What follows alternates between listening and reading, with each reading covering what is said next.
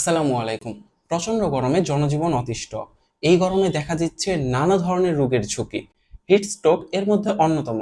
তাই চলুন আমরা জেনে নেই হিট স্ট্রোক প্রতিরোধে আসলে কি কি বিষয় করণীয় আমাদের। হিট স্ট্রোক প্রতিরোধে আমরা প্রথমেই যেটি করতে পারি সেটি হচ্ছে যথাসম্ভব ঘরের ভেতরে থাকা। বাইরে প্রয়োজন ছাড়া না যাওয়াই উত্তম।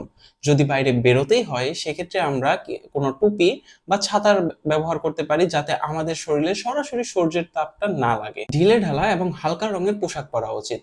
বিশেষ করে সুতি পোশাক অনেক বেশি কার্যকরী।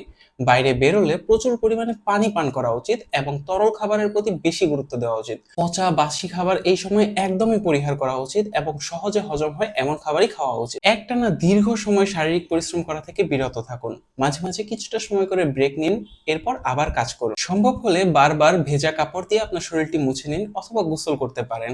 এবং আপনি যদি ঘরে থাকেন সেক্ষেত্রে আপনার ঘর যেন ভ্যাপসা ভাব না হয়, এজন্য যথাসম্ভব আলো বাতাসের ব্যবস্থা করুন। এবং সবশেষে যদি কখনো অসুস্থ ফিল করেন তবে অবশ্যই বিশেষজ্ঞ ডাক্তারের শরণাপন্ন হন। আসুন আমরা সকলে মিলে সচেতন হই এবং আল্লাহ আমাদের যেন এই বিপদ থেকে উদ্ধার করেন সেজন্য দোয়া করি। জাযাকুমুল্লাহু খাইর।